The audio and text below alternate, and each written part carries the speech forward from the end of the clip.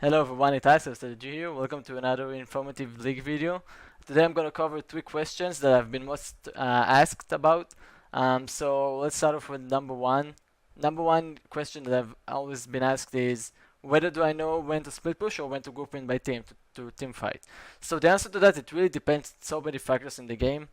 Usually, it depends on your champion against the enemy champion, of course. It depends on your comp and the enemy comp, whether you're stronger 5-5 or not. It can also depend on whether your team is behind or ahead. So usually for me, whenever like I play, let's say Jax, and the enemy team is like AoE comp and I play like against the tank top lane, let's say like Malphite, I would usually split push because I don't want the Malphite to group in my team. Unfortunately, I had a replay to show you guys about it, but it got expired by 8:17. So if you need, I'll make another video about it. But yeah, you want to take a look at your comp and the enemy comp and figure out what will be the best.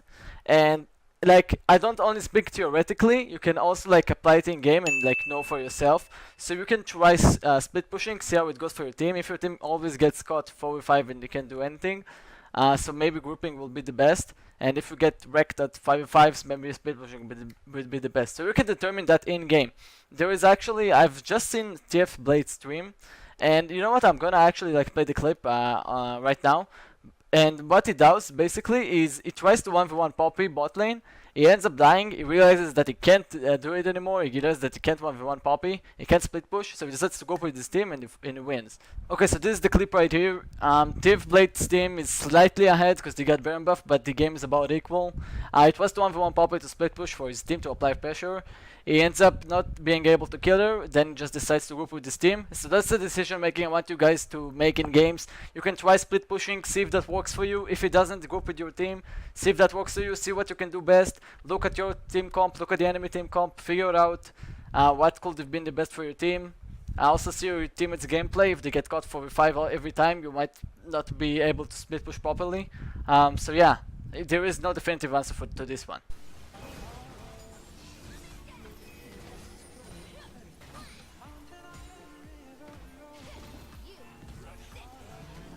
Fuck this champ, dude.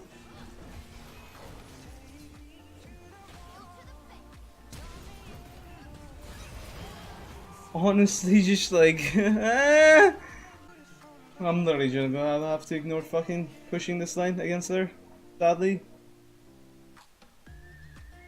She takes no damage. I need to just fucking 5v5. That's how we end the game. Split push is no longer an option. Okay, second question I always get asked is how do I deal TP versus Ignite lanes? And personally I really like to go TP. I've tried both. Although TP is 6 minutes, I think it gives me a way more consistent gameplay because I don't really pressure myself, you can say, like in mindset wise as well, of getting early kills, because that's what you really want to do when getting Ignite. You want to get early kills to snowball the lane. If not, you might be in a disadvantage because the enemy is gonna have TP and you'll be able to help his team from across the map, which is something you don't get when you're playing Ignite. So that's why I really like to play TP rather than Ignite. But basically, what you want to do, I'm gonna show you here a clip of what you don't want to do when playing with Ignite and what you want to do with playing with TP. So if you roll this clip here, I'm half HP and I actually go for a trade for some reason. I guess it's just like tilted mentality or something, but yeah, I should have not gone for that trade. He has Ignite, so he ends up killing me. Okay, so look what happens here. Now he has two options. He's Renekton, so he pushed the lane pretty fast, but doesn't have Tiamat. Dead timers are early game are pretty short. Whenever you kill someone early game, you don't necessarily have to push the lane to his turret. People always like, I get the idea. The idea is good. You want to always like crash the your minions to the enemy turret, so you can reset the lane and they're gonna lose gold and experience. That's right. But in early game, like it's 5 minutes to the game. I am 13 seconds in the map and FTP. You should know that. So instead of trying to push whenever it's not necessary, you can just like recall instantly. So if we'll just thin out the wave here and make the wave equal, which will make the lane stay as is, it will be a lot better than him because he can't really push that fast. So he ends up trying to push. I TP, I freeze because he knows he can't outtrade me now because I'll have an item advantage. Yeah, and he ends up dying for it. So look what happens. He tries to push, get his minions to crash into my turret. Okay, so he has to clear this wave as well, but he can't, because he goes back now, because he's not full HP. So I even like interrupt his vehicle, so that's really bad for him. And now I just freeze the lane, if you'll see here. Yeah, don't ever want to do that, never. You wanna always like make sure the enemy does not freeze against you, because now he's gonna lose. Like he lost this wave, he's gonna lose the other one. So if you speed up the clip here, just freeze this wave. That's all I'm doing. Yeah, so he's lost like wave and a half right now, and I actually hit 6.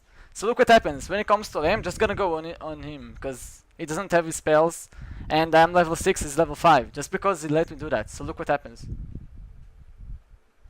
Yep, he comes to try to push. Just go in on him, all in. There's nothing I can do. And right now, because he doesn't have TP, I know I can crash the wave to his turret. Also, the jungler, if he comes, I can get out because I'm practically full HP. Yeah, and the game just snowballs of that. Okay, so as I said, whenever you kill the enemy, you don't necessarily have to push to the enemy turret. Sometimes, because the early game dead timers are so short, if you're not like a huge push champion like Renekton with Tiamat or the some champion with Tiamat, you're not gonna have enough time to push the wave. What you wanna do is just thin out the wave to make it like not get to your turret. Make it even, make the wave even, or thin it out a bit so it'll push a bit to you and not reach your turret. So in this example, I'm playing bot lane here. I killed the enemy with my jungler, killed the enemy jungler as well. And instead of trying to push the enemy wave, which I knew I could have not done because the times are so short at like 12 seconds right now. It's 4 minutes 30 seconds to the game.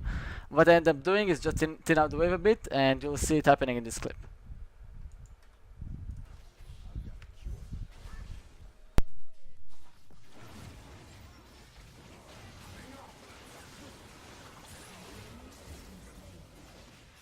Come on.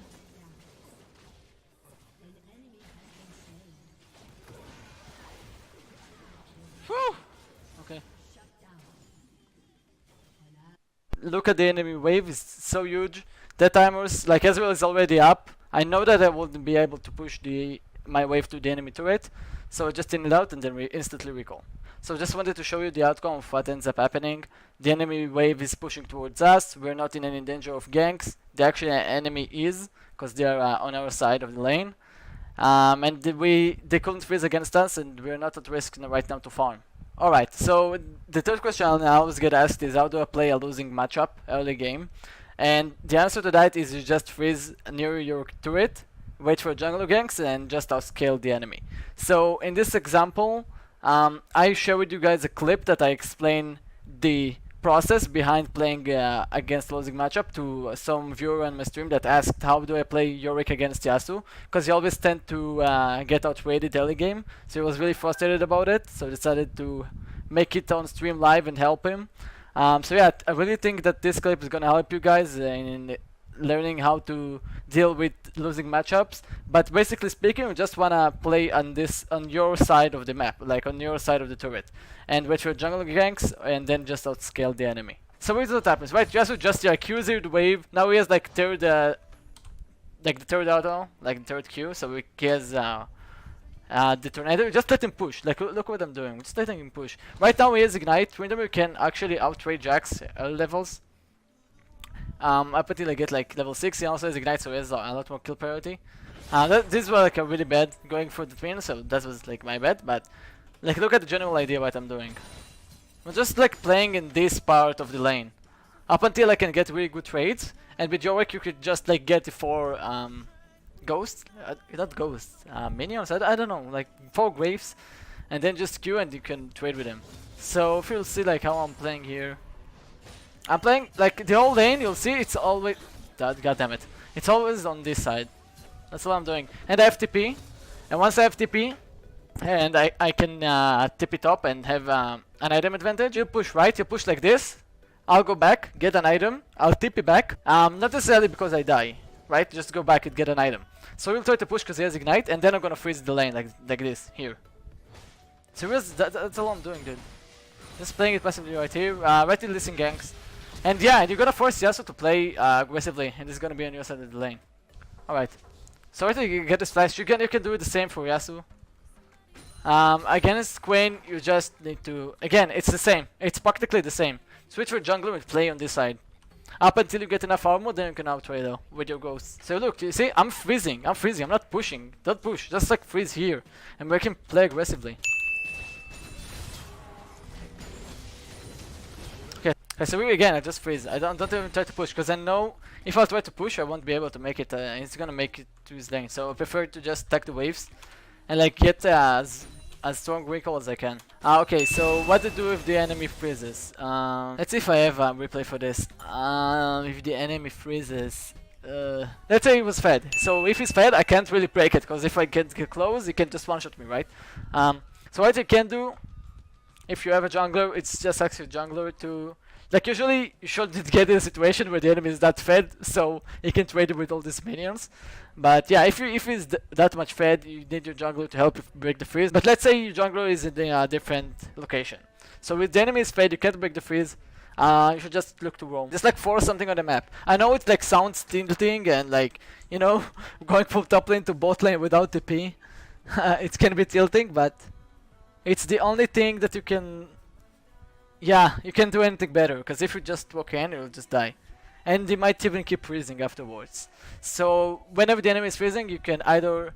You should break the freeze. If the enemy is too fed, ask your jungle to help you.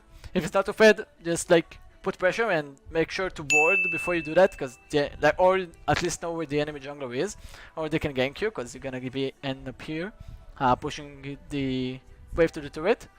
Or if it's too fed and the enemy and your jungle can't help you, so you should just like look to roam. Like do something, I don't know, mid, Drake, bot lane, anything you can do.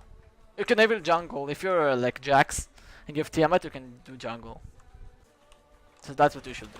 There are some points where you can fight, or okay, let's say you don't have any point you can fight in 1v1, so you can at least freeze to make him play aggressively while you wait for a jungler. Okay guys, that was the video. Really hope you found it informative. Let me know in the comments below what you think about it and what my future videos should be. Thank you everyone at Discord that helped me pick up some topics to cover. You're awesome. And see you guys in the next video. Goodbye.